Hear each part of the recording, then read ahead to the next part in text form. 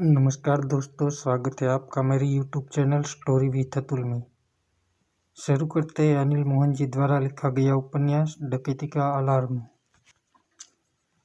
मोहित 40 की उम्र का हो चुका था।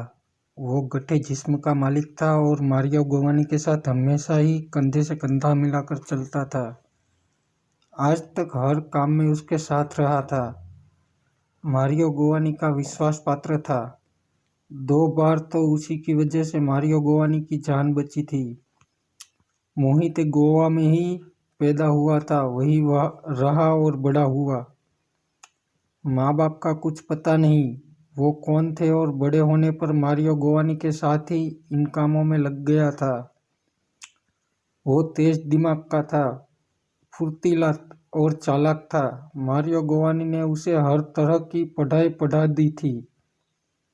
अब हालत ये थी कि छोटे मोटे काम तो स्वयं ही संभाल लेता था। मारियो गोवानी को कष्ट नहीं करना पड़ता था। जगमोहन ने कार में लगी घड़ी में वक्त देखा। रात के 11:30 बज रहे थे। एक हाथ से कार ड्राइव करते उसने मोबाइल निकाला और मारियो गोवानी का नंबर मिलाकर फोन कान से लगाया। बेल जाने के बाद उधर से मारियो गोवानी की आवाज़ कानों में पड़ी। हेलो मारियो, जगमोहन बोला। मैं जगमोहन हूँ, कुछ दिन पहले मैं तुमसे मिला, याद है? उधर से मारियो गोवानी का स्वर कानों में पड़ा। तुमसे बात करनी है, कब मुलाकात होगी? अभी आ सकते हो? कहाँ? जगमोहन ने पूछा। अपने फ्लैट पर, पता बताऊँ? हाँ। अकेले आओगे? हाँ। उधर से मारियो ने अपने फ्लैट का पता बताकर फोन बंद कर दिया। जगमोहन ने कार ड्राइव करके अगला फोन स्विट्जरलैंड में देवराज चौहान को किया। 2 बार की कोशिश के बाद फोन लग गया। बेल गई, फिर देवराज चौहान की आवाज़ कानों में पड़ी। हेलो, मैं जगमोहन। वहाँ पर तुम्हारा काम पूरा हुआ कि नहीं? स्मिथ वॉल्टर से बात हुई क्या? फोन आया था उसका। उसने इतना ही कहा कि 1-2 दिन में फिर बात करूँगा, अभी कुछ वक्त लग सकता है। मैंने यहाँ पर अपना काम पूरा कर लिया है। अब मैं मारियो गोवानी से मिलने जा रहा हूँ। यहाँ का काम पूरा होते ही तुम्हें फ़ोन कर दूंगा। देवराज चौहान की आवाज़ कानों में पड़ी। जगमोहन ने फ़ोन बंद किया और कार की रफ्तार बढ़ा दी। जगमोहन ने कॉल बेल पर उंगली रखकर दबाई तो भीतर से बेल बजने का स्वर सुनाई दिया। जगमोहन ने रात के वक्त सुनसान पड़े कॉरिडोर में नजरें दौड़ाई, जो कि इस वक्त शांत था। रात के 11:30 बज रहे थे। यह महंगा अपार्टमेंट था जहां मारियो गोवानी रहता था। तभी जगमोहन ने एक औरत को बच्चे के साथ लिफ्ट में से निकलते देखा और वो कॉरिडोर में आगे बढ़ गई। बच्चा और माँ बातें कर रहे थे। तभी दरवाजा खोले जाने का स्वर सुनने को मिला। जगमोहन सतर्क हो गया। दरवाजा खुला, थोड़ा सा खुला और मोहित को बाहर झांकता पाया। दोनों की नजरें मिली। मोहित ने दरवाजा कुछ और खोला और गर्दन आगे करके बाहर झांका। अकेला हूँ, जगमोहन बोला। मोहित ने दरवाजा खोला तो जगमोहन ने भीतर प्रवेश किया। मुझे तुम्हारी तलाशी लेनी है। क्यों? जगमोहन ने उसे देखा। मारियो घर पर किसी से नहीं मिलता। शुक्र करो कि उसने तुम्हें यहाँ का पता बता दिया। अगर वो भी पी नहीं रहा होता तो तुम्हें कभी नहीं बुलाता। मोहित ने जगमोहन को घूरा। मैं तो पहले भी तुमसे और मारियो से मिल चुका हूँ, तो फिर तलाशी? क्या तुम मारियो को शूट करने आए हो? नहीं, जगमोहन के होठों से निकला। तब तो तुम्हें तलाशी दे देनी चाहिए। ले लो, क्या है तुम्हारे पास? मोहित जगमोहन के पास पहुंचा। रिवॉल्वर। मोहित ने तलाशी ली। रिवॉल्वर ही मिला, जिसे उसने अपनी जेब में रख लिया। जब मैं यहाँ से वापस जाऊँ तो ये मुझे वापस दे देना, जगमोहन ने कहा। मोहित मुस्कुराया और पीछे आने का इशारा करते हुए आगे बढ़ गया। वो बेशकीमती चीज़ों से सजा सजाया फ्लैट था, बाकी खुला फ्लैट था। ड्राइंग हॉल और लॉबी पार करके मोहिते ने एक बंद दरवाजे को खोलते हुए पलटकर जगमोहन से कहा, आओ। जगमोहन मोहिते के साथ भीतर प्रवेश कर गया। कमरे में एसी की ठंडक थी। सामने डबल बेड पर टेक लगाए मारियो गोवानी बैठा था। बेड पर ही रखी ट्रे में बोतल गिलास रखे थे। एक प्लेट में नमकीन काजू थे। वो नाइट सूट में था, पी रहा था। एक गिलास आधा खाली दिख रहा था और उसके चेहरे पर भी नशे का असर दिख रहा था। वो जगमोहन को देखकर शांत भाव से मुस्कुराया। जगमोहन भी मुस्कुराया। तभी मोहित खाली पड़ी कुर्सी की तरफ इशारा करके बोला, यहाँ बैठ जाओ। जगमोहन बैठा तो मारियो से मोहिते से कहा, इसे गिलास तैयार करके दे। मैं नहीं पीता, जगमोहन ने कहा। नहीं पीता? मारियो गोवानी के चेहरे पर हैरानी उभरी। डकैती मास्टर का खास साथी और पिता नहीं, हैरानी है। देवराज चौहान का साथी बनने के लिए पीना जरूरी तो नहीं? जगमोहन मुस्कुरा रहा था। ठीक है, नहीं पीते तो ना सही, मारियो गोवानी ने कंधे उचकाकर कहा। इसे कोल्ड ड्रिंक दे दे। मोहिते फौरन गिलास में कोल्ड ड्रिंक डालकर ले आया। जगमोहन ने गिलास लेकर घूंट भरा। मोहिते खामोशी से एक तरफ खड़ा हो गया। मारियो गोवानी ने गिलास उठाकर घूंट भरा, काजू मुंह में डाले। पहले भी तुम अकेले आए थे और अब भी? देवराज चौहान कहाँ है? मारियो गोवानी ने पूछा। वो किसी काम में व्यस्त है। हमें कब मिलेगा? मेरे ख्याल में तो मिलने की जरूरत नहीं पड़ेगी, काम ऐसे ही चल जाएगा। जगमोहन मुस्कुराया। ऐसा कैसे हो सकता है कि हम देवराज चौहान का काम करें और वो हमें मिले भी नहीं? मैं हूँ, मुझसे मिलो, मुझसे बात करो। जरूरत पड़ी तो देवराज चौहान भी मुलाकात करेगा। जरूरत पड़ी तो? हाँ। ठीक है, कहो मेरे लिए काम क्या है? तुमने कहा था करोड़ों मिलेंगे। मारियो गोवानी ने पुनः घूंट भरा। जगमोहन मोहिते पर नजर मारकर बोला, इस काम में तुम दोनों रहोगे। दोनों मिलकर बढ़िया काम करते हो। मेरे पास पूरी खबर है। तुम दोनों को इस काम का 15 करोड़ मिलेगा। ये बहुत अच्छी रकम है मारियो। सच में? मारियो सीधा होकर बैठ गया। 15 करोड़ आकर्षण पैदा करती है। काम क्या है? देवराज चौहान डकैती करने जा रहा है, जगमोहन ने कहा। समझ गया, आगे? क्या हमें डकैती में शामिल होना है? नहीं, डकैती में जो लोग साथ होंगे वो चुन लिए गए हैं। तो फिर हमारा काम कहाँ रह गया? मारियो गोवानी ने कहकर मोहिते पर निगाह मारी। मोहिते चुपचाप सुन समझ रहा था। तुम दोनों के हिस्से का काम मेरी निगाहों में तो बेकार सा है। मेरी सोच के हिसाब से तुम लोगों को बेकार में 15 करोड़ दिया जा रहा है, परंतु देवराज चौहान कहता है कि ये काम बहुत जरूरी है। मारियो गोवानी की निगाह जगमोहन पर टिकी रही। हम डकैती करेंगे और तब तुम लोगों ने हम पर नजर रखनी है कि हमारे साथ कोई गड़बड़ हो तो तुम दोनों हमें सुरक्षित वहां से निकाल सको। इसके लिए तुम दोनों को पूरी तैयारी करनी होगी। मारियो गोवानी गंभीर दिखा। तो डकैती में गड़बड़ होने के चांसेस है? वो बोला। मेरे ख्याल में नहीं, परंतु देवराज चौहान चाहता है कि इस तरह की तैयारी भी रखी जाए।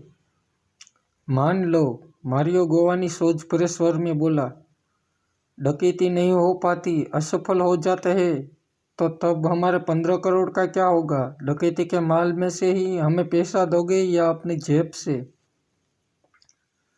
डकैती सफल रही तो 15 करोड़ मिलेगा। तब तो ये भी हो सकता है कि डकैती असफल होते देखकर हम वहां से चलते बने। तुम लोगों की सहायता ना करे कि अब पैसा तो हमें मिलता नहीं। मारियो गोवानी ने कहा, ऐसा हो सकता है, तुम लोग मौके पर ऐसा कर सकते हो। जगमोहन ने सिर हिलाया।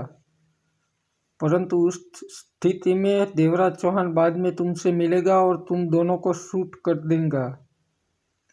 मारियो गोवानी और मोहिते की नजरें मिली। धमकी दे रहे हो? मोहिते ने पूछा। हाँ, जगमोहन गंभीर दिखा।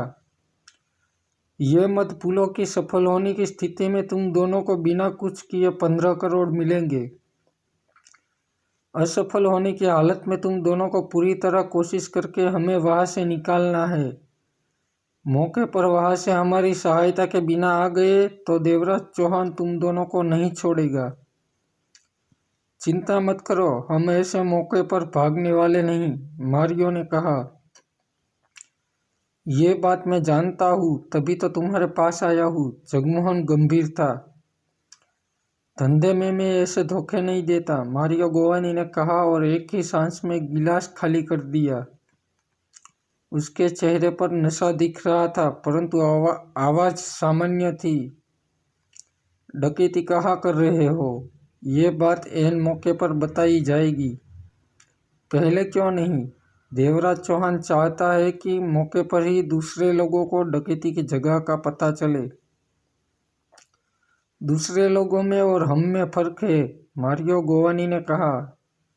दूसरे लोगों को देवराज चौहान के साथ मिलकर डकैती करनी है और हमें जो काम दिया जा रहा है उसमें हमें अपनी तैयारी करनी होगी। ऐसे में यह पता लगाना जरूरी है कि किस जगह पर डकैती की जा रही है, वहाँ के हालात क्या होंगे, और तैयारी मैं कर दूंगा।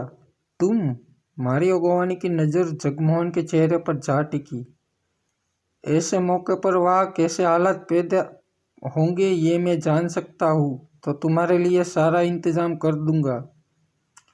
फिर भी मैं इंतजाम करूँ तो ज़्यादा ठीक रहेगा, क्योंकि काम हमने करना है, मजबूरी है। देवराज चौहान ने मना कर रखा है कि डकैती की जगह बताने को। मारियो गोवानी ने गहरी सांस लेकर मोहिते से कहा, तुम्हें जंची ये बात? नहीं, जब तक हमें जगह और हालातों के बारे में पता नहीं होगा तब हम ठीक से काम नहीं कर सकेंगे। उन हालातों में हमसे कोई कमी भी रह सकती है। हमें सब कुछ पता होना चाहिए ताकि हम हर तरफ नज़र रख सके। इसमें पहले तैयारी करनी होगी। सुना तुमने? मारियो गोवानी ने जगमोहन को देखा। हमें सब कुछ पता होना चाहिए। जगमोहन फौरन कुछ न कह सका। अगर हमसे सही काम लेना है तो हम पर भरोसा करके हमें पहले ही सब कुछ बताना होगा। मारियो गोवानी ने नया गिलास तैयार करते हुए कहा, काम हमारा तो तैयारी भी हम ही करेंगे। हमारी नजरें तुम सब पर रहेंगी, तभी तो हम तुम्हें सुरक्षा दे पाएंगे। नहीं तो क्या फायदा अगर हम काम ही ठीक से ना कर सके तो। इस बारे में मैं तुमसे फिर बात करूंगा मारियो, जगमोहन सोच भरे स्वर में बोला। देवराज चौहान से बात करनी होगी, फाइनल फैसला तो उसे ही लेना है। मैं 15 करोड़ खोना नहीं चाहता। ऐसा ना हो कि तुम दोबारा हमसे संपर्क करो ही नहीं। जगमोहन सिर हिलाकर रह गया, फिर मोहिते से बोला, मेरा रिवॉल्वर दो। बाहर चलो, दरवाजे पर दूंगा। मोहिते चलने को तैयार हो गया। क्या देवराज चौहान हर डकैती में खुद को बचाने का ऐसा इंतजाम करता है? जगमोहन उठा तो मारियो गोवानी बोला, ऐसा पहली बार किया जा रहा है कि पीछे एक पार्टी बचाने के लिए भी रहे। जगमोहन ने कहा, इसका मतलब इस बार खतरा बहुत ज्यादा है। जगमोहन ने कुछ नहीं कहा और मोहिते के साथ कमरे से बाहर निकल गया। स्विट्जरलैंड के रेड रॉक्सी होटल में देवराज चौहान की आंख सुबह 8 बजे खुली। उसने इंटरकॉम पर रूम सर्विस को कॉफ़ी का ऑर्डर दिया और बाथरूम में जाकर हाथ मुंह धोने के बाद खिड़की के पास पहुंचा और पर्दा हटाकर बाहर देखा। बाहर कोहरे का धुआं हवा के संग लहरा रहा था।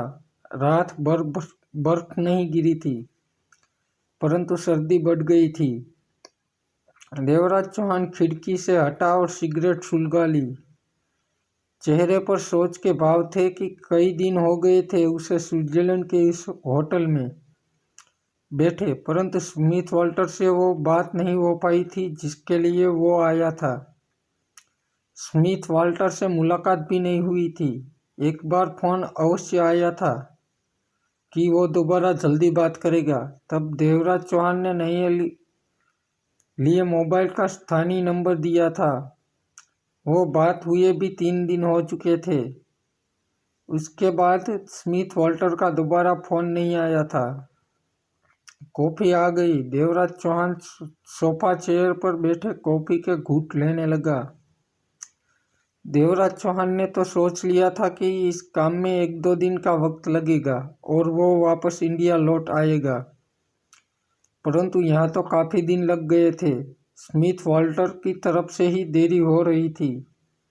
वापस भी नहीं जा सकता था कि डकैती की सारी योजना स्मिथ वाल्टर की दी जानकारी पर ही आधारित हो जानी थी। सब कुछ इसी बात पर निर्भर था। देवराज चौहान ने कॉफी समाप्त ही की थी कि उसका मोबाइल बजने लगा। उसने फौरन कॉलिंग स्विच दबाया और बात की। हेलो, देवराज चौहान। दूसरी तरफ से स्मिथ वाल्टर की आती आवाज को उसने पहचान लिया था। आज तुम्हारा काम हो जाएगा, पक्का? बिल्कुल पक्का। मिनिस्ट्री की फाइल निकालकर वापस हमारे डिपार्टमेंट को भेजी जा रही है। उसमें स्विस सरकार की तरफ से सामान भेजने की सारी प्लानिंग को ओके किया होगा। जिस प्लेन में सामान भेजा जाएगा उस प्लेन की सारी डिटेल होगी। देवराज चौहान ने पूछा। सब कुछ होगा। मैं तुम्हें पता लगते ही फोन करूंगा। इसके साथ ही बातचीत समाप्त हो गई। दोपहर के 3 बज रहे थे। देवराज चौहान ने एक इलाके की व्यस्त मार्केट के रेस्टोरेंट में लंच लिया था। बाजार में काफी चहल पहल थी। स्थानीय लोगों के अलावा विदेशी सैलानी भी काफी संख्या में थे। यदाकदा हिंदुस्तानी भी नजर आते थे। लंच के बाद देवराज चौहान मार्केट में टहलने लगा। मौसम में ठंडक थी। आज सूर्य नहीं निकला था और मध्यम सा कोहरा अभी भी वातावरण में मौजूद था। कुछ दूर बर्फ से ढके पहाड़ देखने में बहुत अच्छे लग रहे थे। उस वक्त देवराज चौहान सड़क किनारे मौजूद बेंच पर बैठा सिगरेट के कस ले रहा था। तभी उसका फोन बजने लगा। हेलो, देवराज चौहान ने बात की। कहाँ हो तुम? होटल में? स्मिथ वाल्टर की आवाज़ कानों में पड़ी। देवराज चौहान ने बताया कि वह मेसी पॉइंट पर 7th रोड की मार्केट के पास है। मैं वही आ रहा हूँ। वहाँ पहुँचकर फ़ोन करूँगा। तुम्हारे काम की खबर मिल चुकी है। 1.5 घंटे बाद देवराज चौहान और स्मिथ वाल्टर उसी बेंच पर एक साथ बैठे हुए थे। बोलो, तुमने बहुत दिन मुझे यहीं बिठाए रखा, देवराज चौहान ने कहा। प्रोग्राम कुछ लेट हो गया। इस मामले में वक्त भी लग ही जाता है। मेरे बस में कुछ नहीं था, स्मिथ वाल्टर ने कहा। विभाग ने 3 दिन पहले ही सारे प्रोग्राम की फाइल बनाकर मंत्रालय को भेजी थी, जो कि आज पास होकर आ गई। 2000 करोड़ का सोना भारत सरकार ने स्विट्जरलैंड की सरकार से खरीदा है। दोनों देशों के बीच सारी कार्यवाहियां पूरी हो चुकी है और अब सोने को हिंदुस्तान ही पहुंचाना बाकी रह गया है। इस बारे में ये फैसला लिया है कि 2000 करोड़ का सोना 4 बार में हिंदुस्तान पहुंचाया जाएगा। हर बार यात्री विमान का ही इस्तेमाल किया जाएगा। एक बार में 500 करोड़ का सोना हिंदुस्तान पहुंचाया जाएगा। 2000 करोड़ का सोना एक बार में भी तो हिंदुस्तान पहुंचाया जा सकता है। ऐसा हो सकता है, परंतु ये दोनों देशों की सरकारों के बीच की बात है। वही जाने कि ऐसा क्यों किया जा रहा है।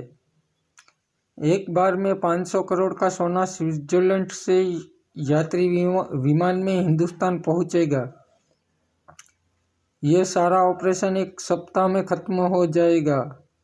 हर एक दिन छोड़कर विमान में 500 करोड़ का सोना हिंदुस्तान पहुंचेगा। मतलब कि 8 दिन में 2000 करोड़ का सोना हिंदुस्तान पहुंच जाएगा। मुझे सिर्फ ये जानना है कि पहली बार गोल्ड किस विमान से हिंदुस्तान के किस एयरपोर्ट पर पहुंचेगा। स्विस एयरवेज की फ्लाइट संख्या 606 से मुंबई के सांता क्रूज एयरपोर्ट पर पहुंचेगा। हिंदुस्तान के वक्त के मुताबिक ये फ्लाइट 7 बजे सांता क्रूज एयरपोर्ट पर पहुंचेगी और इस दिन 11 तारीख होगी। 11 तारीख मतलब कि सोना पहुंचने में अभी 9 दिन पड़े हैं। तुम जो जानकारी चाहते थे वो मैंने तुम्हें दे दी और तुम्हें जानकारी देने की कीमत एडवांस में ही मिल चुकी है। स्मिथ वाल्टर हिचकिचाया। देवराज चौहान ने गहरी सांस लेकर कहा, मम, मैं कुछ कहना चाहता हूँ। स्मिथ वाल्टर ने गहरी सांस लेकर कहा। देवराज चौहान ने उसे देखते हुए सिर हिलाया। तुमने कहा था कि तुम सोने की लूट करोगे। डकैती। देवराज चौहान का शांत स्वर था। वही मेरा मतलब था कि तुम मुझे बहुत कम पैसे दे रहे हो। जो हम में तय हुआ था, जो तुमने मांगा था, वही दिया है तुम्हें। तब मैंने जल्दबाजी की थी। अब आराम से सोचा तो लगा मुझे तो कुछ भी नहीं मिला। 500 करोड़ का सोना बहुत ज्यादा होता है। तुम तो मुझे कुछ भी नहीं दे रहे। स्मिथ वाल्टर ने धीमे स्वर में कहा। देवराज चौहान के होठों पर मध्यम सी मुस्कान उभरी और लुप्त हो गई। आसपास से लोग आ जा रहे थे। दोनों के चेहरे पर सामान्य भाव थे। उन्हें देखकर कोई सोच भी नहीं सकता था कि वे बेहद गंभीर मामले पर बातचीत कर रहे हैं। तुमने जो मांगा वही तुम्हें दिया गया है स्मिथ। देवराज चौहान इधर उधर नजरें दौड़ाता कह उठा। वो तो ठीक है, लेकिन कम है और मैं ज्यादा चाहता हूँ। बात फाइनल हो जाने के बाद ज्यादा मांगना गलत बात है। मैं सॉरी बोलता हूँ पहले की बात को। तुम्हें अब दोबारा से मेरे बारे में सोचना चाहिए। मैंने तुम्हारे साथ बेईमानी नहीं की। तुम जो जानकारी चाहते थे उसे देने के बाद ही मैंने अपने लिए ज्यादा मांगा है। अब देवराज चौहान चुप रहा। आते जाते लोगों पर नजरें दौड़ाता रहा। स्मिथ वाल्टर ने अपनी नजरें जूतों पर टिका दी और बोला, नहीं देना चाहते तो ना सही, मैं तुम्हें फोर्स नहीं करूंगा और ये बात भी बाहर नहीं जाएगी कि तुम क्या करने वाले हो। कितना और चाहते हो? देवराज चौहान ने स्मिथ वाल्टर को देखा। मैं नहीं चाहता कि तुम खराब मन से दो। स्मिथ वाल्टर ने गहरी सांस ली। मैंने अपनी जेब से कुछ नहीं देना है। कह दो। 1 लाख US$ मुझे और मिल जाते तो मैं खुश हो जाता। मंजूर है, परंतु ये $1 लाख इस बात पर निर्भर होंगे कि मेरा काम पूरा हो जाए, तब मिलेंगे। अब तक तुम्हें जो दिया है वो मैंने अपनी जेब से दिया है। देवराज चौहान ने कहा। ठीक है। स्मिथ वाल्टर ने राहत की सांस ली और मुस्कुराया। तुम्हारा इतना कहना ही बहुत है। मुझे तुम्हारी जुबान पर भरोसा है। तुम हिंदुस्तान के नंबर 1 डकैती मास्टर हो। मुझे यकीन है कि तुम सफल रहोगे। अगर सोना भेजने के प्रोग्राम में कोई फेरबदल हो तो मुझे खबर करना। तुम्हारा काम है, उसका मैं पूरा ध्यान रखूंगा। स्मिथ वाल्टर सिर हिलाकर कह उठा। देवराज चौहान का स्विट्जरलैंड का काम पूरा हो चुका था। उसके बाद उसने वापस इंडिया जाने की टिकट बुक कराई, जो कि आधी रात के बाद सुबह 2:50 की फ्लाइट में सीट मिल गई। मतलब कि फ्लाइट में कुछ ही घंटे बाकी थे। रात को डिनर लेना, कॉफ़ी पीना और 12 बजे एयरपोर्ट रवाना हो जाना। देवराज चौहान ने जगमोहन को फ़ोन किया। काम हुआ कि नहीं? जगमोहन की आवाज़ कानों में पड़ी। हो गया। आज की फ्लाइट से मैं मुंबई पहुंच रहा हूँ, जो कि मुंबई के वक्त के हिसाब से सुबह 5 बजे पहुंचेगी। हमारा काम प्लान के हिसाब से ही होगा ना? जगमोहन ने उधर से जल्दी से पूछा। हाँ, सब ठीक रहा। देवराज चौहान ने कहा। रमेश गोरे से मिले? जरूरत ही नहीं पड़ी, तुम कहो तो मिल लेता हूँ। जगमोहन की आवाज़ कानों में पड़ी। चंद पलों की सोच के बाद देवराज चौहान ने कहा, हम इकट्ठे ही रमेश गोरे से मिलेंगे। काम करने तक हमारे पास पर्याप्त फुर्सत होगी, वक्त काफ़ी है। तारीख कौन सी है? उधर से जगमोहन ने पूछा। 11 तारीख, देवराज चौहान ने बताया। प्रोग्राम पक्का है? कुछ भी बदलाव होगा तो स्मिथ हमें बता देगा, देवराज चौहान ने कहा और फ़ोन बंद कर दिया। फिर वहां से पैदल चलता पास के टैक्सी स्टेशन तक पहुंचा और टैक्सी लेकर होटल की तरफ चल दिया। शाम के 6 बज रहे थे। देवराज चौहान सुबह 7 बजे बंगले पर पहुंचा तो जगमोहन को नींद में पाया, लेकिन उसकी आंख खुल गई थी। बंगले के मुख्य दरवाजे के बाहर ही एक छिपी जगह पर ऐसे मौके के लिए चाबी होती थी कि वक्त बेवक्त आना हो तो चाबी वहां से लेकर दरवाजा खोला जा सके। काफी दिन लगा दिए, जगमोहन बोला। स्मिथ वाल्टर की तरफ से ही देरी हुई। देवराज चौहान बैग एक तरफ रखता बैठता हुआ बोला।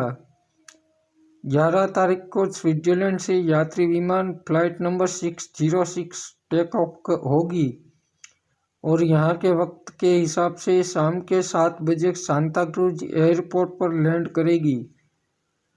500 करोड़ का सोना उसमें उतारा जाएगा।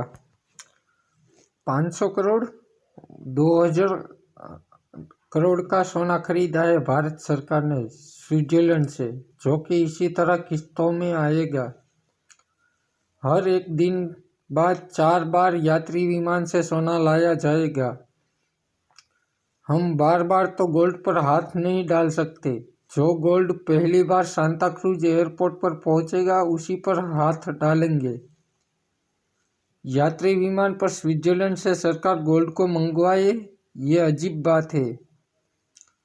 मेरे ख्याल में हिंदुस्तान की सरकार गुपचुप तौर पर 2000 करोड़ का सोना मंगवा रही है, तभी तो थोड़ा थोड़ा करके 4 किस्तों में सोना इंडिया लाया जा रहा है। ये गवर्नमेंट की कोई पॉलिसी होगी। देवराज चौहान ने सिगरेट सुलगा ली। हमें कुछ और न सोचकर यही सोचना है कि हम अपना काम सफलता से कैसे पूरा करें। तुम्हें शक है कि हम असफल भी हो सकते हैं? क्यों नहीं हो सकते? एयरपोर्ट से सोना उड़ा लेना आसान नहीं होगा हमारे लिए। रमेश गोरे हमारी सहायता करेगा, वो वहाँ पर कार्गो मैनेजर है। रमेश गोरे भी एक हद तक ही हमारी सहायता कर सकता है। हमें ये देखना होगा कि वो हमारी कितनी सहायता कर सकता है। बाकी की प्लानिंग हमें उसी हिसाब से करनी होगी। आज मिल लेते हैं रमेश गोरे से, दोपहर बाद मिलेंगे। उसे फ़ोन करके पूछ लेना कि कब वो हमसे बात करने के लिए फुर्सत में होगा। जगमोहन ने सिर हिला दिया। रमेश गोरे से हमें काफ़ी जानकारी मिल सकती है। सबसे पहले हमें यह जानना है कि स्विट्जरलैंड से आने वाला गोल्ड कितनी देर एयरपोर्ट पर रहेगा। ऐसा तो नहीं कि गोल्ड विमान से उतारकर सरकार की भेजी गाड़ियों में लाद दिया जाए और वो गाड़ियां हाथों हाथ एयरपोर्ट से तगड़ी सिक्योरिटी में निकलकर अपनी मंजिल की तरफ बढ़ जाए।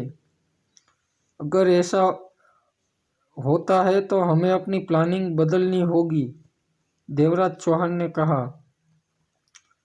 अभी तक तो हम यही सोचकर चल रहे हैं कि सोना कुछ घंटे एयरपोर्ट पर तो जरूर रहेगा। या हो सकता है कि रात भर एयरपोर्ट पर रहे। हमारी प्लानिंग इसी हिसाब से चल रही है। ये बात तभी स्पष्ट होगी जब सरकार की तरफ से एयरपोर्ट कंट्रोलर को ऑर्डर आएंगे। ऐसे ऑर्डर कई दिन पहले नहीं आते। रमेश गोरे ही हमें बता पाएगा कि ऐसे ऑर्डर कितनी देर पहले आ जाते हैं। सब ठीक है, कोई समस्या नहीं, हम संभाल लेंगे। जरूर, देवराज चौहान मुस्कुराया। कोशिश करेंगे कि सब ठीक कर ले। मैंने सबसे बात कर ली है, सब ठीक है, वह हमारे साथ काम करेंगे। काका मेहर थोड़ा सा पीछे हटा था, परंतु बाद में मान गया। वो हमारे साथ काम करेंगे। उन पर हमारा करीब 100 करोड़ खर्च होगा। 400 करोड़ हमारे होंगे। देवराज चौहान के चेहरे पर सोचें उभरी हुई थी। एक नए आदमी को मैंने शामिल किया है। मोहन भोंसले का भाई प्रताप भोंसले है। उम्र कैद की सजा पाया, जेल से फरार मुजरिम है। खतरनाक है, तेज है, हमारे काम का है। फरार मुजरिम? देवराज चौहान ने जगमोहन को देखा। दोनों की नजरें मिली। ऐसे इंसान को साथ लेने की क्या जरूरत थी? पुलिस की नजरों में आकर वह मुसीबत खड़ी कर सकता है। हालात ऐसे बन गए थे कि लेना पड़ा उसे। मोहन भोंसले ने उसे काम देने को कहा। मैंने बोला कि उससे मिलकर ही फैसला करूंगा, परंतु उसे ये कहना याद नहीं रहा कि अपने भाई से वह बात न करे। उसने मेरे मिलने से पहले ही अपने भाई प्रताप भोंसले को सब कुछ बता दिया और यही वजह रही कि उसे भी साथ ले लिया। देवराज चौहान ने कुछ नहीं कहा। तुम मिलोगे इन सब लोगों से? जगमोहन ने पूछा। जल्दी ही मिलूंगा। रमेश गोरे को फोन करके पूछो कि वह हमें कब मिलेगा। उसकी ड्यूटी की शिफ्ट की है। रमेश गोरे 52 वर्ष का लंबा स्वस्थ व्यक्ति। एयरपोर्ट पर कार्गो सिक्योरिटी का हेडक्वार्टर था। ऐसे 3 लोग थे जो 8-8 घंटों की शिफ्ट में थे, ड्यूटी देते थे, जिनमें से एक रमेश गोरे था। अभी तक शादी नहीं की थी, जबकि शादी करने की इच्छा हमेशा से रही थी। हमेशा उसकी निगाह अपने जीवन साथी को तलाशती रही थी। ऐसे में अगर कोई मिलती भी तो उसमें कोई ऐसी बात नजर आ जाती जो कि उसे पसंद नहीं आती और वो उससे दूर हो जाता। परिवार के नाम पर घर में बूढ़े माँ बाप थे जिनकी बहुत इच्छा थी उनका बेटा शादी कर ले, लेकिन रमेश गोरे को अभी तक कोई पसंद की लड़की नहीं मिली थी। परंतु 6 महीने पहले वह 44 साल की ऐसी औरत से मिला जिसने उसकी ही तरह शादी नहीं की थी, पर अब करना चाहती थी। खूबसूरत थी, उसे पसंद आई थी और उसमें कोई कमी भी नहीं लगी थी।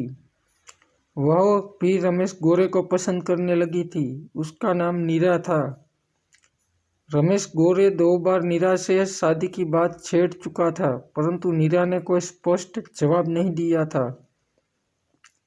उसने इतना जरूर कहा कि उसकी इच्छा है कि शादी के बाद वह मुंबई छोड़कर खंडाला में रहे, लेकिन उसके पास खंडाला में रहने को कोई घर नहीं है।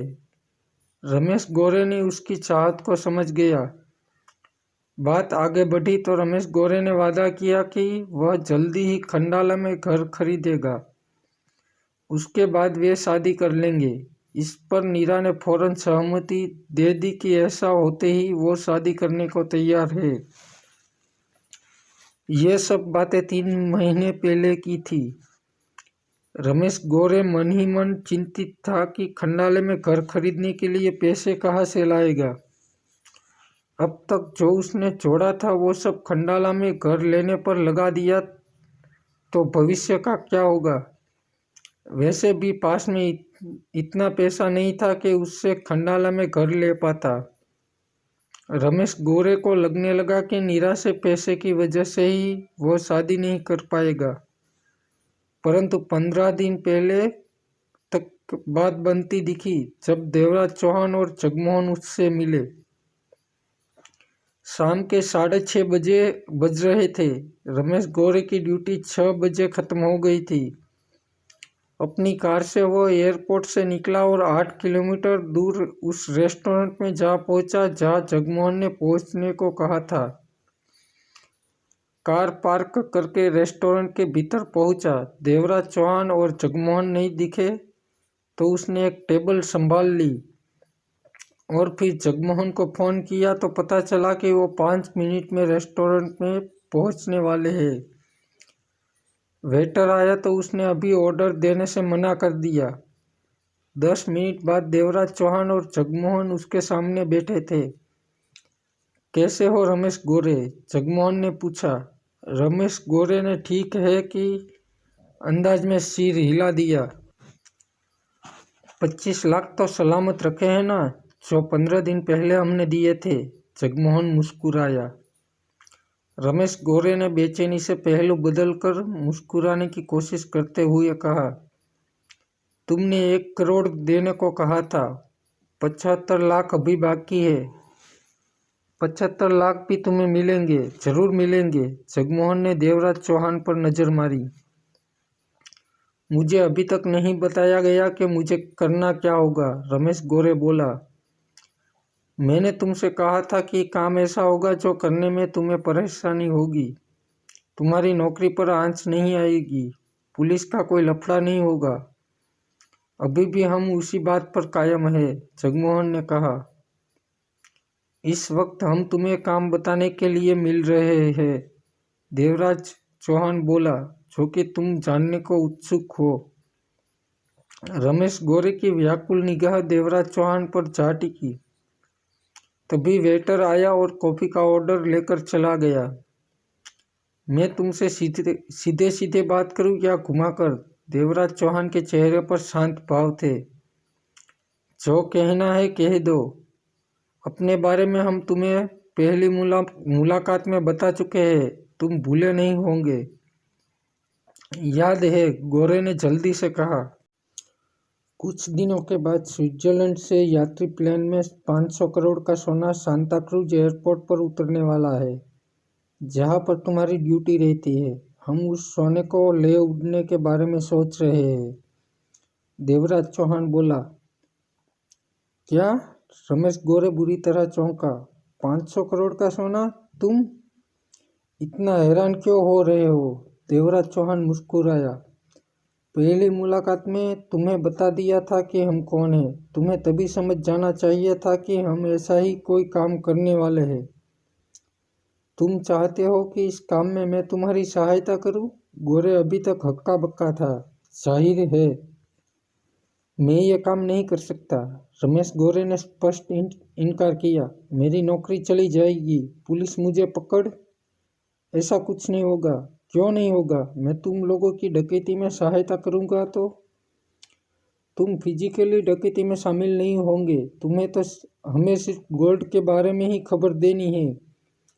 जैसे ही पहुंचा गया और अब उसे लेकर क्या प्रोग्राम बन रहा है, एयरपोर्ट पर रखा जा रहा है तो कहाँ रखा जा रहा है, उसकी सिक्योरिटी कैसी है, अगर एयरपोर्ट से गाड़ी में भरकर कहीं ले जाया जा रहा है तो कितनी गाड़ियां हैं, साथ में कितने लोग हैं, उन्होंने सुरक्षा के क्या क्या इंतजाम कर रखे हैं। यानी कि भीतर की हर बात हमें बतानी है। नहीं, ये काम मैं नहीं कर। तुम 25 लाख एडवांस ले चुके हो गोरे, देवराज चौहान ने शांत स्वर में कहा। तब मुझे पता नहीं था कि मुझे क्या करना है। ये खतरनाक काम है, मैं पकड़ा जाऊंगा। इस बात को सिर्फ हम दोनों ही जानते हैं कि तुम भीतर की खबरें दे रहे हो। रमेश गोरे ने दोनों को देखा, वो परेशान दिख रहा था। तो तुम अपना 25 लाख वापस ले लो, गोरे जल्दी से बोला। ये काम मुझसे नहीं हो सकेगा। तुम लोग बहुत बड़ी गलती कर रहे हो ये सोचकर। गोल्ड अगर एयरपोर्ट पर रखा जाएगा तो वह सख्त पहरा होगा। अगर उसे एयरपोर्ट से कहीं ले जाया जाता है तो तब भी जबरदस्त सिक्योरिटी होगी। फंस जाओगे तुम दोनों भी। तुम हमें हमारा काम मत दिखाओ। मैं ये काम नहीं करूँगा, रमेश गोरे ने सिर हिलाते हुए पक्के स्वर में कहा। सोच लो। सोच लिया। तभी वेटर कॉफी रख गया। जगमोहन ने कॉफी का प्याला अपनी तरफ सरकाया और घूंट भरा। देवराज चौहान रमेश गोरे ने कॉफी को हाथ भी नहीं लगाया। दोनों एक दूसरे को देख रहे थे। माना कि तुम 25 लाख दे दोगे हमें, परंतु इस बात का क्या होगा कि तुम जान चुके हो कि हम क्या करने वाले हैं। मैं किसी को कुछ नहीं कहूँगा, गोरे ने फौरन कहा। तुम्हारे कहने से काम नहीं चलेगा। तो रमेश गोरे ने व्याकुल स्वर में पूछा। मेरे ख्याल में अगले 24 घंटे में तुम्हें सोचना चाहिए कि हमें खबर देने की एवज में तुम्हें 1 करोड़ मिल रहा है। मैंने सोच लिया है कि मैं यह काम नहीं करूँगा, गोरे ने दृढ़ स्वर में कहा। अच्छी बात है, जब तक हम काम नहीं कर लेते तब तक तुम हमारी कैद में रहोगे। कैद में यह कैसे हो सकता है? मैं क्यों रहूं कैद में? ताकि तुम किसी को बता नहीं सको कि आने वाले दिनों में एयरपोर्ट पर क्या होने वाला है, देवराज चौहान ने कहा। मेरा विश्वास करो, मैं इस बारे में किसी से बात नहीं करूँगा।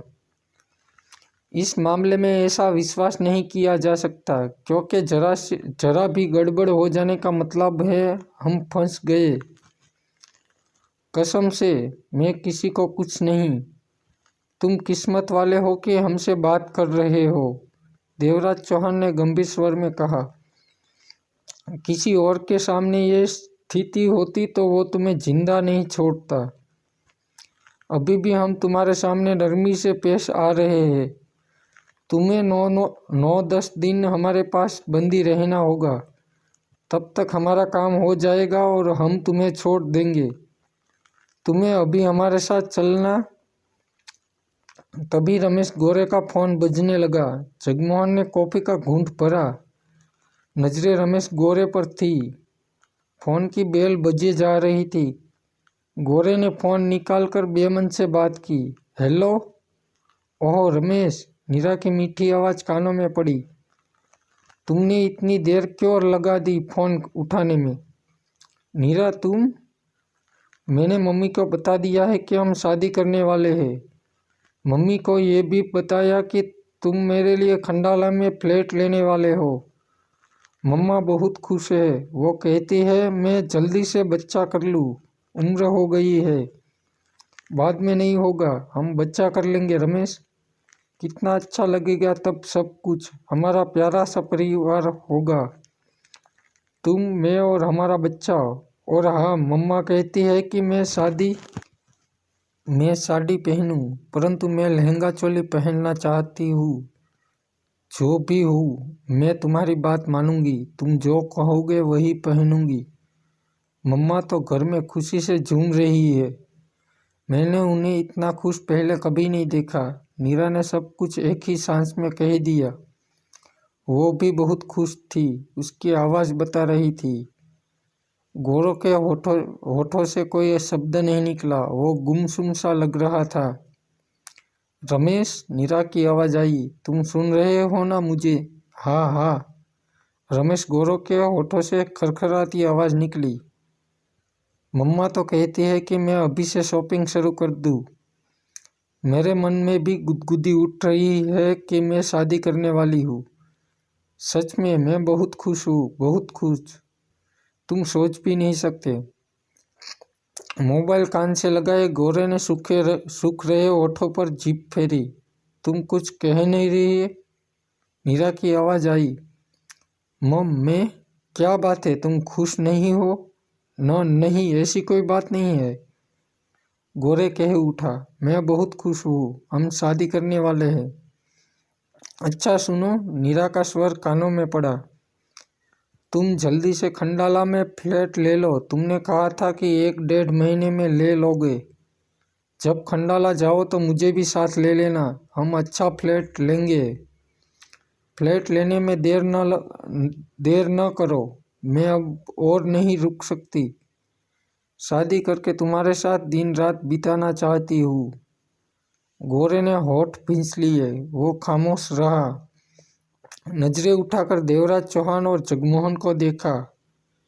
रमेश, एकाएक नीरा की आने वाली आवाज में उलझन और गंभीरता आ गई। हाँ नीरा, तुम चुप चुप से क्यों हो? मुझे तुम खुश नहीं लग रहे। नहीं, ये बात नहीं। मैं ऑफिस में काम में उलझा हुआ हूँ। सच कह रहे हो? हाँ, गोरे ने धीमे से कहा। सुनो, अगर कोई और बात है तो मुझे बता दो। और बात? अगर मैं तुम्हें पसंद नहीं हूँ या तुम मुझसे शादी नहीं करना, गलत मत कहो, ऐसी कोई बात नहीं है। सच कह रहे हो? हाँ, सच कह रहा। मेरी कसम लो। तुम्हारी कसम नीरा। Thank God.